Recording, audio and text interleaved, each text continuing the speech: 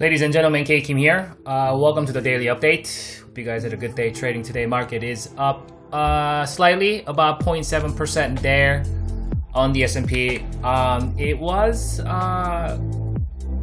down. It was kind of flat pretty much throughout the day.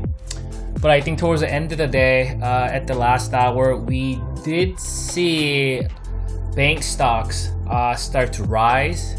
And that caught some bid there, and the market was able to see some bullish momentum towards the end of the hour. You can see some of these bank stocks that start to kind of come back up towards the last hour. And we talked about that yesterday. For this market to continue to move higher, we would need the bank stocks to do well. Right, and then also the small caps. So you can see a lot of these bank stocks are up more than 1%. I think they were like down. Banks were down throughout the day. XLF was down throughout the day.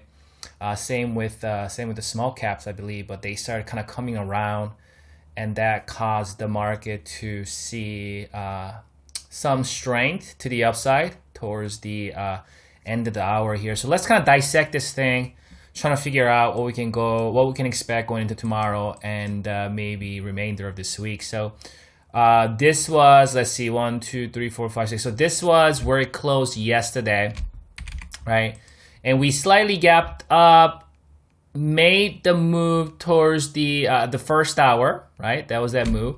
And then the second hour, we did see decline, and the bears attempt to fill the gap here, and bears actually left a little bit of gap that was not filled all the way. And you guys know when the gap is not filled all the way, it's going to favor the buyers. In this case, because it's an up gap.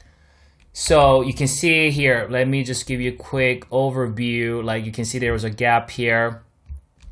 Bears were not able to fill this gap. You see how quickly made a move next day. To the downside, this was a gap right here, right? Bulls were not able to fill that gap, and then that made things hectic hectic for the buyers, and then price came down. Today, bears trying to bring it down, fill the partial gap, most of it at least, but about 80%, like 80-90% of that gap remains open. They should have filled it all the way.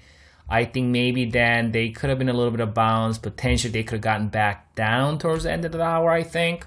End of the hour, or end of the day, I think. But I think when bears were not able to fill this gap on the second hour, that's when everything kind of started floating around. You can see it here. So that's the first hour, second hour, third hour, sideways, fourth hour, sideways, fifth hour, sideways. And then we saw that 6th hour ramp. So in the short term, micro term, you can see when you let the buyers kind of hang around at a key level, especially the fact that when bears attempted to continue to bring it down and attempt to fill the gap, because we've accomplished the fact that, and also seeing the oscillator yesterday, we were in some bearish pressure, some selling pressure going into this morning. So yesterday, this is where it closed, and obviously we did see some selling activities throughout the day yesterday. And with the oscillator showing that bearish divergence, which we talked about yesterday, there was quite of a selling momentum. And I think even after the first hour jump, and there's a resistance right here, micro-term resistance. And that's kind of where things got hectic for the buyers. But I think as soon as that gap was not filled all the way, that's when bulls took advantage of that situation And you know how bulls like to operate, and we're talking micro term here. Bulls like to just kind of hang around, take their time, build the base, do a little bit of consolidation, and then they find that when the time is right, that's how they like to operate. So I think it was crucial for the bears not filling this gap, the entirety of it. And so I think after that, when this resistance was taken out, and you can see how for 3 hours, it was just hanging around underneath it, right? And then once we got right to that resistance, that's when the buyers brought it up and closed the day very strong. We don't see any kind of upward wick here. This candle is known as Marubozu candle, completely shaved, top and bottom.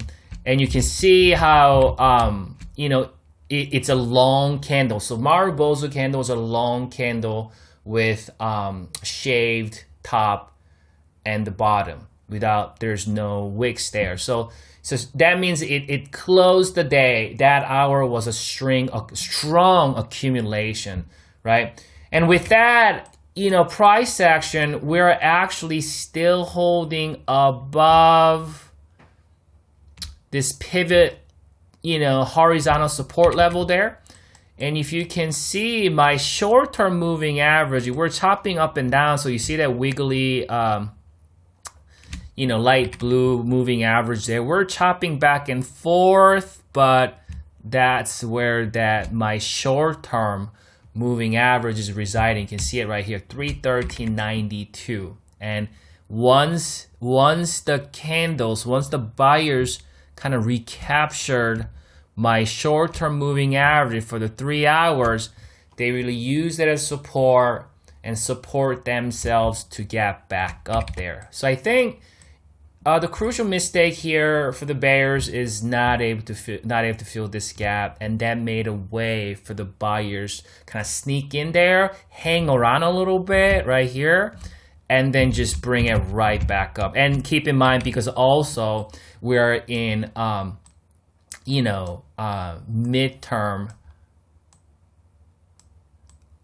short to midterm bullish sentiment, right? Because we talked about how buyers do have momentum. And we also talked about yesterday, looking at the line chart, that the cultivation of higher high, right? And that tells us that a lot of times you see a pullback for potentially cultivating that higher low. We don't know though. As of today, we do not know if this is the real higher low until this thing get into a higher high again. We may get back up here and fall again, and that will be for next time for us to investigate. So for us to label this area as a higher low is when this thing gets up and cultivate another higher high, right? We don't have that as of today, but we do see a strong bounce here. So as of today, with the data is at hand, I do want to give it in the short term. Yesterday, I think I was giving it more short term to neutral to bearish in the short term.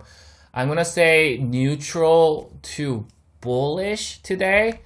I'm not quite giving it full bullish in the short term because the fact that we still got this gap remains open, but the price is staying above my short-term moving average here.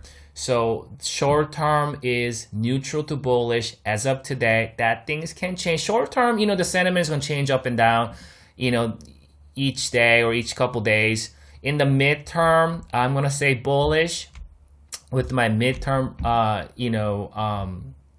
moving average is rising higher, and for the fact that we do have cultivation of higher high, right? Obviously in the long term we're bullish. So long term bullish, midterm bullish, short term neutral to bullish as of today until I see this gap gets filled. If the gap gets filled, micro term bearish. Let's see if the gap gets filled, micro term will be bearish, short term will be bullish at that time. So I think at this point, you know what? Let's check that oscillator here real quick, see where it's at. So this kind of what happened yesterday. We saw that bearish divergence, right? And I was tweeting things out yesterday when that happened, and we did see that pullback. And so today I tweeted out around midday, right, when it was somewhere up here, that oscillators falling, right? Oscillators falling, but we didn't see the price falling. So I mentioned the fact that the market, the oscillators falling, but the price is not falling, floating around. And when that happens, there is a correction occurring through time instead of through price. And so we are seeing just a little bit curled up and with that move, but we haven't seen it completely curled up yet, right? So I mean, sometimes you do see that. You can see right here, right? You see that. So that's why you have to understand, one day a move is not going to establish a trend. And that's what this oscillator is telling us. So what this oscillator is telling us is that in the short term of things, there is still kind of a bearish momentum here, right? So that doesn't tell us a whole lot, because we've seen that little, you can see some of these times where, we see the oscillator coming down and then you see a little bit of uptick. But if the market continues lower tomorrow, we may experience this thing kind of continuing to lower to the downside. So I think if this oscillator is coming off of like oversold level right here, right? Let's say this oscillator is at like this level, oversold level, and then it starts curling back up like this. I think there's a good chance that it will continue to higher and even go to 322 or something like that. But because it's kind of in the middle zone, we're not at overbought, we're not at oversold, we're kind of in the middle area. We got a little bit of uptick. I don't want to completely leave out potential shenanigan to the downside. Meaning there could be some kind of crazy gap downs, like in the morning gapping down at 314. That's a possibility. That's what kind of this oscillator is telling us, that yes, we did see that move, but the momentum is to the downside. So I won't be surprised to see some kind of a gap down or some kind of shenanigan sell-off in the first couple hours. But at the same time, I want to give benefit of the doubt to the buyers in the short to midterm. And if the buyers want to continue and want to utilize this momentum they built on the last hour of trading today, they want to continue that momentum, push higher early trading hours of tomorrow, possibly even gapping up. The best case scenario for the buyers will be maybe gapping out a 0.8%. 0.8% gap up, very much doable. If we do see 0.8% gap up, buyers are going to get up here and fill this gap at 323, and ultimately they're going to go up, fill the big gap here at 330-ish level in the next week or two. If we do see a gap up above 318, 319 tomorrow, if we just go up and fill this gap, that will be micro-term bearish, because the gap is going to act as resistance and we will see a pullback, and we will have to reassess the situation at this time. Bears obviously want to kill this momentum right away, and some sort of shenanigan like down move, gap down or something like that. I think it kind of spooked a lot of short-term bears today. Might have, I think that a lot of it maybe, I think a lot of bears, short-term bears might have showed it a lot yesterday, right? When these start falling, expecting this to see continuation to the downside, at least to maybe 309 or something like that. But I think with that move, shorts are hastily covering, right? Out of the short-term bears, they're covering quickly. They got squeezed. And I think that was that move. That's the reason why I think like it closed the day pretty strong. When you see this kind of move, it looks like here, like you can see that was a big, strong move, and you can see there's a shenanigan, right? So there's a potentially seeing something like that, potentially, just because where the oscillator is, right? So we're kind of in this juncture where we are in a bullish momentum short to midterm, you know, but with the oscillator telling us that there is some bearish connotation going around and kind of giving us a little bit of warning where there could be some shenanigans to the downside also. So that's kind of what today's move is telling us, right? So overall though, our posture should be a bullish stance in the short to midterm. But until I see more from this oscillator, I am not going to completely, ignore the fact that market should be going up from here now, right? You know what I mean? Like now it's good to go to the upside. Like I don't want to completely say that at this point because of where the oscillator is, because bears still got some room, right? Bears can still utilize this to the downside. So I don't want to dispute the fact that bears still got a little bit of momentum going there. They can still bring it down. They can still make this bit hectic, and market could see some choppiness going into remainder of this week. So we cannot completely rule that out, despite the fact that we did see bullish strength towards the end of the hour. Buyers, if you don't want to see any kind of shenanigans tomorrow morning, right? Bears coming in, bringing it down and utilizing, because they still got some energy left here. Bears are not tired at this point. Then buyers must bring it up. If buyers either gap it up, 0.8% gap up, or continuation to the upside and must fill this gap. If buyers stall here, we see any kind of slight gap down or start hanging around too long and some bearishness, I think this momentum is going to catch up and then it will kind of pull back and then come back down here. Another scenario I think could be we kind of, hang around in this vicinity, maybe fizzle around, maybe slightly pull back, but just grinding all day. That's another method that buyers could implement tomorrow, because they want this oscillator to come all the way back down and gets reset, right? And basically correcting through time while the price moving sideways. Buyers want to see bears get exhausted just fighting the bulls, right? And so just moving sideways, some up and down throughout the day, all day, and then the oscillator, in that process, the oscillator is going to come back down and going to hit the oversold area while the price really didn't go down, obviously correcting through time.